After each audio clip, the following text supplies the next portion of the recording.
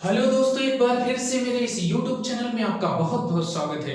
दोस्तों, आज class 10th की जो एसएसटी का ज्योग्राफी का चैप्टर फर्स्ट है, संसाधन और विकास। इस पूरे वीडियो में इससे इंपॉर्टेंट फैक्ट मैं आपको बताऊंगा कि संसाधन कौन कौन से हैं, इनके कौन कौन से प्रकार हैं, संपोषणी विकास क्या होता है, सतत विकास क्या होता है, एजेंडा 21 क्या होता है। ये सारे फैक्ट इस वीडियो में आज आप देखेंगे। तो चलिए पूरा वीडियो आप ध्यान से देखिए। बात करते हैं संसाधन। संसाधन वो होते हैं, वैसी वस्तुएं होती हैं जो क्या करते हैं, वस्तुओं जो हमारी आवश्यकताओं को पूरा करती हैं और जिनको प्रौद्योगिकी के द्वारा, जिनके लिए प्रौद्योगिकी उपलब्ध होती है, आर्थिक रूप से जो संभाव्य होते हैं और सांस्कृतिक रूप से मान्य होते हैं, ऐसी वस्तुओं को हम कहते हैं संसाधन। दोस्तों, ये जो संसाधन होते हैं ये कई तरह के होते हैं। तो जैसे पहला, संसाधनों के प्रकार की अगर बात करें तो जनरल तौर पे हम 4 कैटेगरी में इनको डिवाइड कर सकते हैं। जो संसाधन है इनको हम 4 तरह से देख सकते हैं। चारों में हम लगभग कोशिश करेंगे कि सभी इसमें आ जाए। तो पहला होता है उत्पत्ति के आधार पर संसाधन, यानी उनकी उत्पत्ति कैसे होती है, वो संसाधन का जो ओरिजिन क्या है, इसके आधार पर पहला होता है उत्पत्ति के आधार पर संसाधन। दूसरा होता है समाप्यता के आधार पर, यानी जो कैसे वो समाप्त होते हैं और नहीं समाप्त होते, समाप्ति के आधार पर संसाधन हो गए।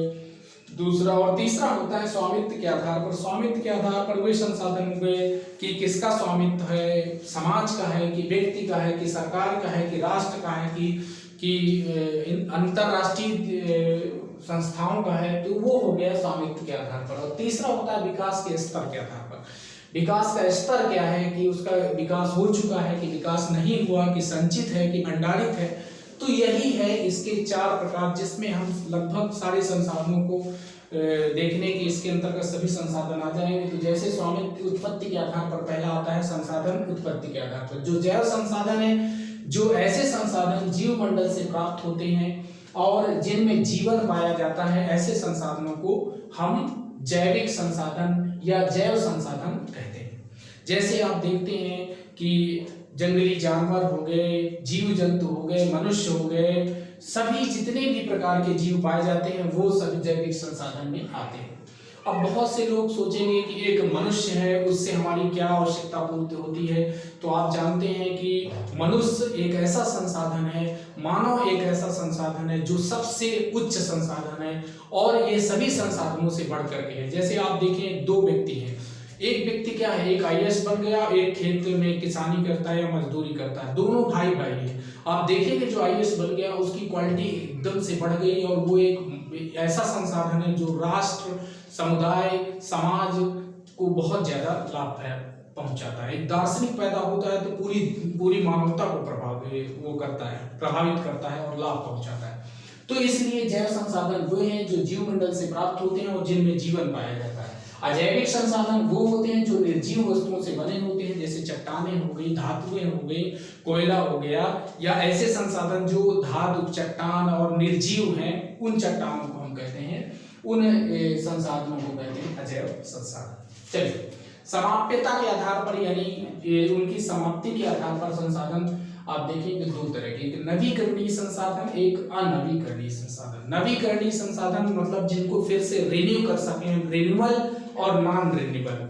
तो रिन्यूएबल रिसोर्सेज वो होते हैं नवीकरणीय संसाधन जिन्हें विभिन्न भौतिक, रासायनिक अथवा यांत्रिक प्रक्रियाओं द्वारा पुनः उपयोगी बनाया जा सकता है, जैसे वायु हो गया, जल हो गया। तो जैसे आप देखते हैं हवा है, हवा एक स्थान से दूसरे स्थान तक जाती है, बहती है, उस हवा को फिर से वो हवा खत्म नहीं होती है, यानी उपयोग के बाद वो खत्म नहीं होते, फिर से उन्हें उपयोग किया जा सकता है। जैसे जल है, जल का उपयोग बार बार किया जा सकता है। आप ये नदी में बांध बना करके बिजली तैयार करते हो, फिर वो पानी रोक करके आगे फिर उसका उपयोग कर सकते हो। तो ऐसे संसाधन जो फिर से पुनः उपयोगी उनको बनाया जा सके, ऐसे संसाधनों को हम कहते हैं नवीकरणीय संसाधन। अब बात करते हैं अनवीकरणीय संसाधन। वो होते हैं जो एक बार उपयोग में लाने के बाद पुनः उनका उपयोग नहीं किया जा सकता है, यानी एक बार हमने उनका उपयोग किया और वो खत्म हो जाते हैं, इसके बाद इनका निर्माण एवं विकास लंबे भूवैज्ञानिक अंतरालों के बाद हुआ है। जैसे इसमें खनिज हो गया, कोयला हो गया, गैस हो गया, पेट्रोलियम हो गया, जितने भी प्रकार के खनिज हैं इसके अंतर्गत आते हैं। जैसे आप कोयला देखिए, एक लंबी प्रोसेस है, एक ऐसा इतना लंबा प्रोसेस है कि एक लंबी प्रक्रिया के बाद कोयले का निर्माण हुआ, गैस का निर्माण हुआ, पेट्रोलियम का, खनिज पदार्थों का निर्माण हुआ। तो ये ऐसे अनवीकरणीय संसाधन जिनका हम एक बार उपयोग कर लेते हैं लेकिन पुनः उनको फिर से उपयोग में लाया नहीं जा सकता। कोयला आप चलाते हैं, एक बार जला देने के बाद राख हो जाती है और राख का उपयोग फिर से नहीं कर सकते एनर्जी पाने में, ठीक है। तो ये हो गए समाप्यता के आधार पर। अगला आता है स्वामित्व के आधार पर। तो स्वामित्व के आधार पर 4 प्रकार के संसाधन होते हैं। पहला होता है निजी स्वामित्व। इसमें क्या होता है, व्यक्ति विशेष का इसमें स्वामित्व होता है, व्यक्तिगत संसाधन इन्हें कहा जाता है। यानी जैसे मान लो कि मेरी कार है, मेरा खेत है, या ऐसा कुछ है जो कि मेरा ही स्वामित्व है, उस पर किसी और का इंटरफेयर नहीं है, तो ऐसे संसाधनों को निजी स्वामित्व कहा जाता है। जो सामुदायिक संसाधन वो होते हैं, सामुदायिक संसाधन वो हैं जिनका उपयोग समुदाय के सभी लोग करते हैं। जैसे तालाब हो गया, नहर हो गया, नदी हो गया, कुआं हो गया, एक खेल का मैदान हो गया, पार्क हो गया। तो ऐसे संसाधन जिनका सभी लोग, समुदाय के सभी वर्ग के लोग करते हैं, तो ऐसे संसाधनों को हम कहते हैं सामुदायिक संसाधन। अगला होता है राष्ट्रीय संसाधन। राष्ट्र की भौगोलिक सीमा के भीतर जो मौजूद होते हैं जितने भी संसाधन, एक राष्ट्र की बॉर्डर में, प्रत्येक राष्ट्र की बॉर्डर लाइन होती है, उस बॉर्डर लाइन के अंदर जितने भी संसाधन होते हैं उन संसाधनों को हम कहते हैं राष्ट्रीय संसाधन, ठीक है। चलिए आगे बात करते हैं अंतरराष्ट्रीय संसाधन। ऐसे संसाधन जो हमारे क्या तट रेखा से 200 मील दूरी से, जैसे आप लैंड में देखोगे, स्थलीय भाग में देखोगे कि बॉर्डर हो गई, लेकिन समुद्र में तो कोई बॉर्डर खींच नहीं सकते। तो समुद्र की बात कर रहे हैं कि तट रेखा से 200 मील दूरी से परे खुले महासागरीय संसाधन, 200 मील तक किसी भी देश का अपना स्वामित्व होता है। जैसे मान लो इंडिया का बॉर्डर हो गया और इंडिया के बॉर्डर से 200 मीटर तक, 200 मील दूरी तक क्या होता है, 200 मील दूरी तक आप देखेंगे कि इसमें जो ये समुद्री मील होता है 1.8 किलोमीटर होता है, और अगर समुद्री मील की बात करें 1.8 किलोमीटर होता है। तो इसको आप भी देख सकते हैं 1.8 किलोमीटर, ठीक है, यानी लगभग 2 किलोमीटर होता है समुद्री मील में। तो 200 समुद्री मील दूरी से परे जितने भी खुले महासागरीय संसाधन होते हैं, महासागरों में जो संसाधन है, जैसे मछली हो गई, विभिन्न प्रकार की खनिज, विभिन्न प्रकार के मोती, या और जो संसाधन समुद्री संसाधन हो गए, उन्हें इन पर क्या होता है, जो अंतरराष्ट्रीय संगठन हो गए, जैसे यूएनओ हो गया, इस तरह की कुछ अंतरराष्ट्रीय संसाधन है, ये इस पर निगरानी रखते हैं। इस पर सभी देशों का, इस पे सभी देश, जितने भी देश होते हैं इसके संसाधनों का यूज कर सकते हैं, लेकिन उसमें लिमिटेड है।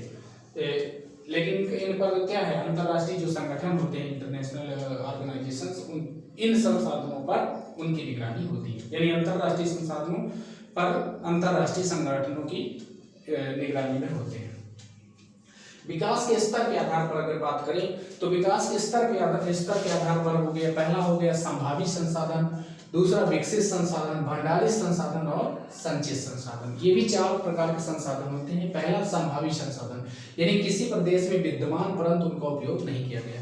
ऐसे संसाधन जो किसी प्रदेश में विद्यमान तो हैं, संभावना व्यक्त की जा रही है कि जैसे मान लो कि यहाँ पर ढेर सारा कोयला है, पर अभी उनका क्या संभावना है, पर उसका अभी तक खुदाई नहीं हुई, अभी तक खुदाई शुरू नहीं की गई। संभावना व्यक्त की जाती है किसी भी देश में बहुत ज़्यादा खनिज है, बहुत ज़्यादा हीरे का भंडार है, बहुत ज़्यादा कोयले का भंडार है, पेट्रोलियम का भंडार है, पर उसका अभी तक उपयोग नहीं किया गया। ऐसे संसाधनों का उनको क्या किया, उपयोग नहीं किया गया है, तो ऐसे संसाधनों को हम संभावित संसाधन कहते हैं। यानी संभावना की जाती है कि संसाधन है।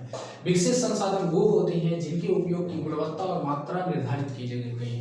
ऐसी ये मात्रा, जिनकी मात्रा और जो उनकी गुणवत्ता है उसको पहले से निर्धारित कर दिया गया है कि तो ऐसे संसाधनों का और उनका उपयोग होता रहता है, तो ऐसे संसाधनों को हम कहते हैं विकसित संसाधन।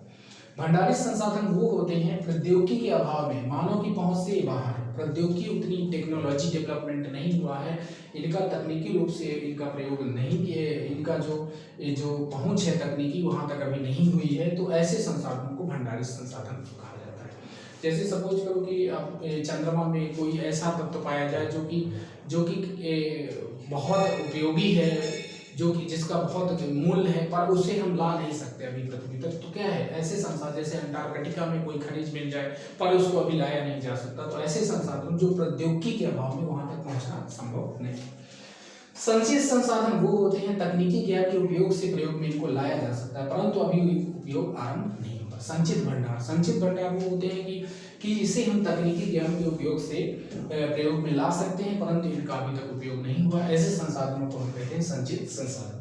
ये तो हो गए दोस्तों संसाधनों के प्रकार। कुछ ऐसे फैक्ट हैं जो कि आपके लिए बहुत इंपॉर्टेंट है, उनको भी मैंने यहाँ लिख रखा है। तो सतत पोषणीय विकास क्या होता है? सतत पोषणीय विकास वो होता है कि जैसे संसाधनों का हम उपयोग करते हैं, वर्तमान पीढ़ी में जो संसाधनों का उपयोग कर रहे हैं, भावी पीढ़ियों की आवश्यकताओं को ध्यान में रख करके, जो भावी पीढ़ी होगी, आने वाला जो हमारी जनरेशन है, उस जनरेशन की आवश्यकताओं की पूर्ति को ध्यान में रख करके अगर हम प्रयोग करते हैं किसी भी संसाधनों को, तो ऐसे जो संसाधनों का हम उपयोग कर रहे हैं तो उसे हम कहते हैं सतत पोषणीय विकास। सतत पोषणीय मतलब क्या है? कोयला का भंडार हमारे पास है, तेल का भंडार हमारे पास है, खनिजों का भंडार हमारे पास, तो ऐसा ना उपयोग करें कि पूरा हम खत्म कर डालें और आने वाली जो पीढ़ी है उसके लिए कुछ भी नहीं रहे।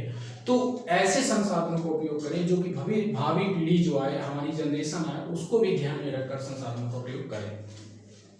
अब होता है संसाधन नियोजन। क्या होता है? ये एक उपाय या तकनीकी होती है जिसके द्वारा संसाधनों का उचित उपयोग सुनिश्चित किया जा सकता है। ये जो संसाधन नियोजन क्या है, जैसे मान लो कोई भी संसाधन उपयोग, सपोज करो हम लकड़ी जला रहे हैं, तो लकड़ी को ऐसे यूज करें कि उसका पूरी तरह से अच्छे से उपयोग हो जाए, वो उससे पूरी एनर्जी हम प्राप्त कर लें, तो उसे क्या कहेंगे? उसे कहेंगे संसाधन नियोजन। एजेंडा 21 क्या है? ये 1992 में ब्राजील के रियो डी जेनेरियो में एक संयुक्त राष्ट्र पर्यावरण और विकास सम्मेलन के द्वारा इसे पारित किया गया, जिसका उद्देश्य था समान हितों, पारस्परिक आवश्यकताओं, सम्मिलित जिम्मेदारियों के अनुसार विश्व सहयोग के द्वारा पर्यावरणीय क्षति, गरीबी और रोगों से निपटना था, जो एजेंडा 21 था। ये मोस्ट इंपॉर्टेंट क्वेश्चन है, इसको आपको समझ लेना अच्छे से। चलिए किसी दिन इस एजेंडा 21 के बारे में मैं विस्तार से बताऊंगा।